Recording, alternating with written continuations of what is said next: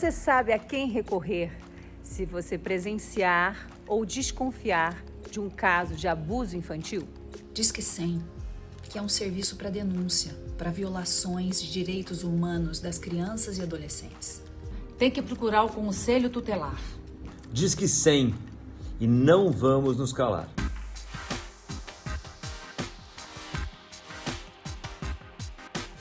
Todos os anos são registrados no Brasil mais de 500 mil casos de exploração sexual infantil. Somos o segundo país que mais prostitui suas crianças, logo atrás da Tailândia. Mesmo com esses números absurdos, a estimativa é de que só 10% dos casos são notificados e muitas vezes a vítima ainda é culpabilizada. Outro dado assustador é que 70% da violência sexual contra crianças acontece dentro de casa. Isso acontece em todas as classes sociais. E sabe qual é o maior cúmplice do abuso infantil? O silêncio. Quem vem batalhando para quebrar esse silêncio é a advogada Luciana Temer, diretora do Instituto Liberta, dedicado ao combate à exploração sexual de crianças e adolescentes no Brasil. Obrigada Obrigada por vir falar aqui com a gente desse assunto tão importante, tão delicado, tão difícil, né? Pra gente falar, mas tão importante de falar. É fundamental, né, Angélica? Fundamental. Fundamental. Acho que esse assunto que você abriu esse espaço tão importante para a gente tratar é um assunto que a sociedade brasileira precisa começar a enxergar e ainda não enxergou. Né?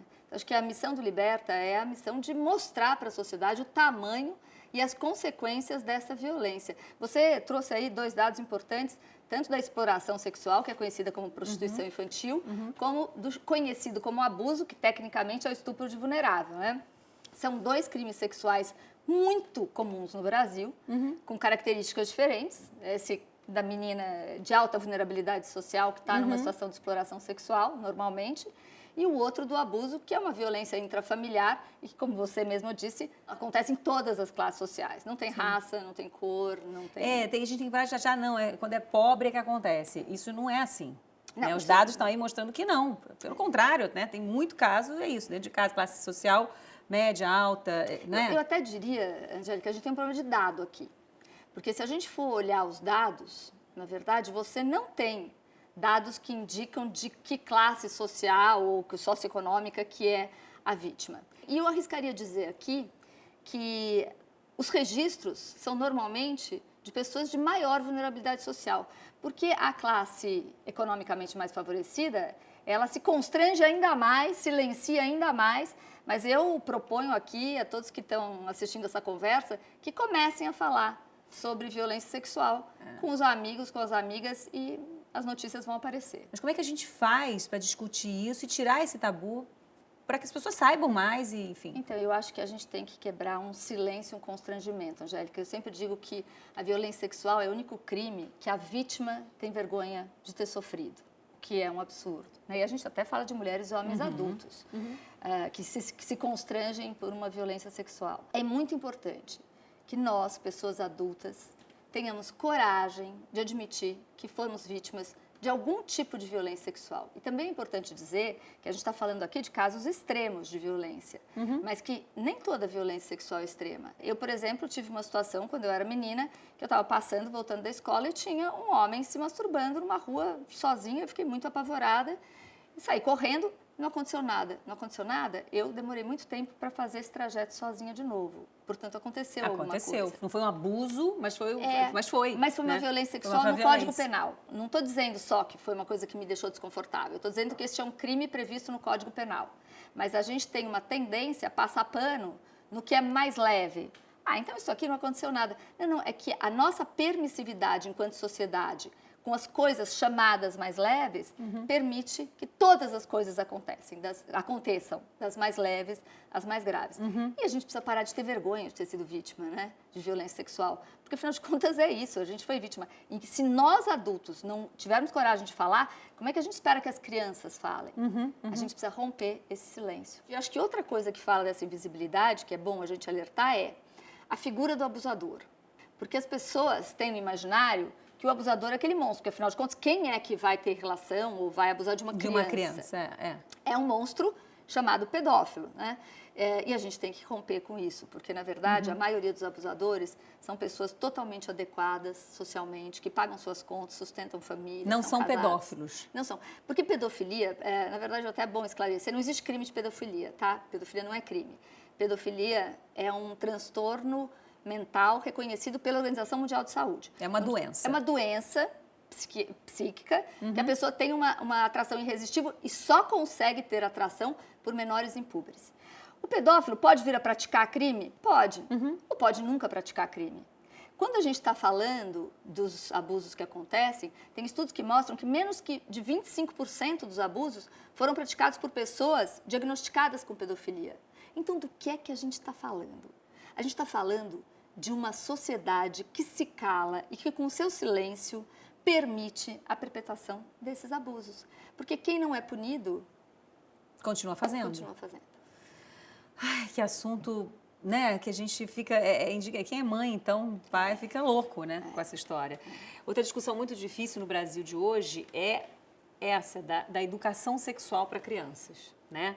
Ela pode ser eu acho que uma super aliada nesse enfrentamento aí à exploração sexual, né? Eu acho que se tivesse educação sexual na escola, nos ambientes assim de ensino mesmo, né? Sim. Eu acho que isso já seria, porque a criança ia saber como se comportar, ia saber como agir, o que é certo e o que é errado. Quer dizer, o tio passar a mão não é certo, ele vai saber isso, né? Ele vai saber, e aí você tem dois lados. Um lado que é o lado de permitir que a criança que esteja sendo vítima de uma violência sexual reconheça aquilo como violência. Exato. Porque às vezes ela não sabe de nada, ela não reconhece. Então, permite que ela reconheça. E um outro lado, e mais importante que esse, é que ela não aconteça a violência. Por quê? Justamente ela sabe que aquilo não pode, então na hora que o abusador, que normalmente usa de um processo de sedução com a criança, na hora que ele vai tentar, ela vai falar não. E a hora que ela falar não, ele vai recuar, porque ele não é aquele cara que está com a arma na cabeça da criança.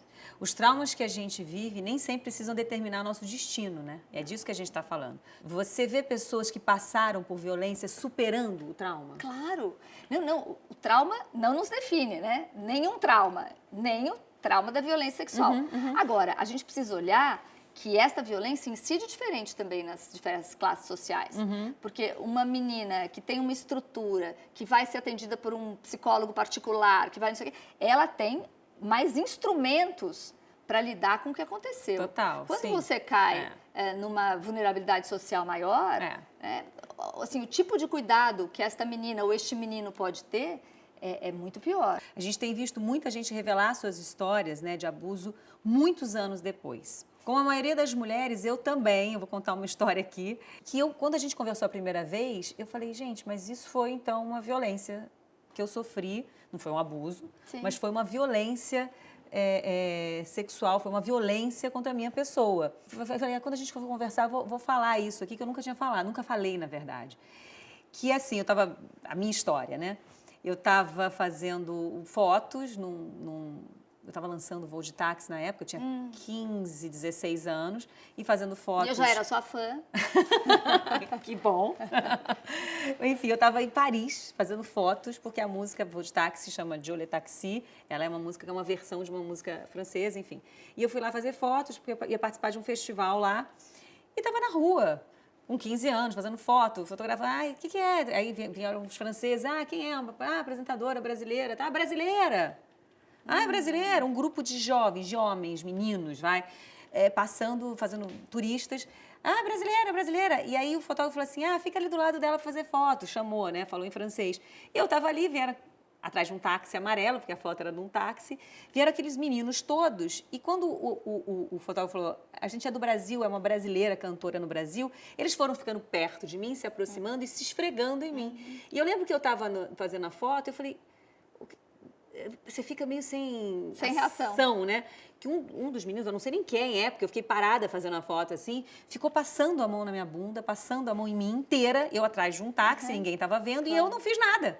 Eu fiquei petrificada. Primeiro, eu estava num outro país, as pessoas eles falando entre eles uma língua que eu não conseguia entender, com 15 anos, num assunto que a gente não fala, Exatamente. Mas eu estava sendo ali violentada por, sei lá, 2, 3 meninos que ficavam passando a mão em mim, ninguém viu. Eu sabia e eu não tive reação nenhuma. Eu não fiz nada, na verdade. Não falei isso. Acho que eu nunca falei isso, eu tô falando agora. Que bom que você está falando agora. Mas assim, e eu não sabia que isso era uma violência. Quer dizer, eu sabia, óbvio. Depois eu parei, eu pensei, eu comigo mesma, refleti, não falei nada pra ninguém, porque é isso. Já foi. E Qual a lógica problema? do Já não aconteceu, aconteceu tudo nada, bem. né? No Não final, aconteceu não nada. aconteceu Eles só nada. fizeram isso, saíram. Eu continuei fazendo as minhas fotos. Com uma cara meio Sim. constrangida, mas que ninguém percebeu também. E isso acontece muito. Muito, muito. Esse acontece. tipo de violência que a gente diz pequena, porque é muito pequeno, né? Mas é marcante, tanto que eu estou te contando aqui. Claro. Então, esse tipo de violência, a gente está cada vez mais, as pessoas estão cada vez mais falando, ou refletindo e tendo coragem de falar, ou só refletindo e pensando, eu sofri uma violência. Você Eu sabe convido que- você que está aí, inclusive, para pensar se você já sofreu algum tipo de violência assim, porque a gente não está falando só de violência sexual, tipo estupro. A gente está falando de violência. É isso mesmo. E toda violência é inadmissível. Você já passou por algo parecido? Não, e eu passei essa situação do homem se masturbando, que é uma pessoa que eu acho que é difícil ter uma mulher que até os 8 anos não tenha passado por uma situação dessas, né? Eu passei por essa situação no qual ele se masturbava. Mas eu vou contar uma outra violência que eu sofri. E aí a gente fala de uma coisa, de uma outra ordem, né? Que eu também nunca contei assim E a gente publicamente. tá hoje E eu aqui. vou contar para você. É o dia das revelações aqui. Mas eu acho importante, Mas porque uma revelação encoraja a outra, e é eu isso que a acho gente que está. é E acho que é isso. por isso que a gente está aqui. Eu acho que é isso. E quando eu já era adulta, eu tinha 27 anos, eu sofri um estupro num assalto. Eu tinha sido delegada de polícia, quer dizer, eu tinha acabado de sair, eu fiquei 5 anos em Delegacia de Defesa da Mulher, e eu tinha saído recentemente, há 6 meses e tal. Quer dizer, a coisa mais natural do mundo seria eu registrar a ocorrência. E eu não registrei. Eu não registrei. Você tinha 27 anos. Eu tinha 27 anos. Eu não registrei. Eu falava, nunca vão achar, não vão pegar. Para que eu vou me expor? Olha que louco isso, gente. Para que eu vou me expor? Como se eu ter sido vítima de uma violência sexual... Num assalto, inclusive. Num assalto, que é com arma na cabeça. Uma violência... Me expusesse, não é? Eu levei muito tempo para contar isso para os meus filhos. Eu Você só não contei contou isso pra pros meus ninguém? filhos. Não, Na na época, sim. Meu marido, na época eu era casada, minhas irmãs e tal. Mas, assim, ficou num âmbito muito restrito familiar. Para não expor a sua família e Para você. não expor a minha família. O que é uma idiotice, que não é praticada só por mim, não é? Não, que é praticada é uma pela prática. grande parte das mulheres da sociedade e dos homens da sociedade. Eu fiquei sabendo essa semana, por uma pessoa conhecida, de um homem de 30 anos que sofreu um estupro num encontro. Você acha que ele tem coragem de ir à delegacia? Um homem de 30 anos? Ele sofreu um estupro num encontro... Num encontro amoroso. Marcou um encontro e foi estuprado. E homens, sim, homens são estuprados. E que homem que tem coragem? De falar, eu De preciso falar, falar, eu fui para estuprada. com isso, imagina se foi estuprado, você estava lá, Então, vem o aquele papo seguinte, machista. Se né? mulher não pode ser estuprada, imagina homem, né? Então, a gente precisa parar com essa hipocrisia social e entender o seguinte, a violência sexual, ela está permeando a nossa sociedade. As pessoas que sofrem essa violência não podem se constranger, porque não faz sentido. Agora, vamos aqui, a gente está numa sala, tem mais gente aqui, eu não sei quantas pessoas que estão nessa sala filmando foram vítimas de alguma violência sexual. Eu fiz um trabalho recentemente, até desenvolvimento do Levante, 15 pessoas que estavam na sala, aleatórias, 6 tinham sofrido violência sexual. Nós estamos em 2 mulheres E a sentadas gente já conversando. contou aqui. 100% desta conversa sofreu alguma violência Sim, sexual. sim, né? Então, veja, a gente está falando de uma coisa, por que é? Agora, uma das nossas campanhas é justamente uma voz chama a outra. Começa a falar disso. Né? Você me contou a sua, eu te contei a minha. Porque eu acho que tem uma coisa psicológica ali, porque a fala cura, né? Você falar, você está curando as suas feridas. Tanto que, analiticamente falando, é assim, né? Você, quando fala, você está ali expondo e curando de alguma forma, porque você está, como é que fala? Realizando o que aconteceu, né? A Vera Iaconelli diz que nós somos seres de linguagem. Ela falou isso num seminário nosso. Portanto, a cura começa pela linguagem. Pela linguagem, sim. A gente tem que falar. A gente tem que falar, porque aí a gente descobre que a gente não é única, que a gente não está sozinho, que a gente não pode ter vergonha e que a gente tem que romper com o silêncio para poder transformar esta realidade. Porque enquanto não rompemos o silêncio, esta realidade se manterá. Para terminar, tem um grande evento online do Instituto Liberta chegando por aí, né? Então, fala um pouquinho para a gente sobre Agora Você Sabe, como que as pessoas podem participar desse super evento. A gente está convidando todo mundo que sofreu alguma violência sexual, das mais graves, as mais leves, como a que eu acabei de falar contou, aqui, a vir com a gente para uma passeata virtual. 18 de maio é o Dia Nacional de Enfrentamento à Violência Sexual contra Crianças e Adolescentes. Então, no dia 18 de maio, a gente vai sair com uma passeata virtual. O que significa isso? Significa que todo mundo que entrou no site do Agora Você Sabe, www.agoravocêsabe.com.br, entrou, se reconheceu como vítima, porque tem lá uma explicação para a pessoa ver se ela foi vítima ou não. Se ela quiser gravar, ela vai gravar só 3 frases.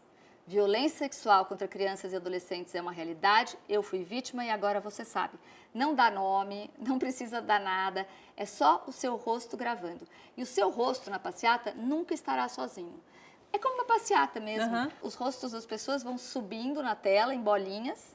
Não é? Que legal. Todo mundo falando junto, todo mundo aparecendo junto, e você passa uma vez na tela e vai embora. E não volta mais.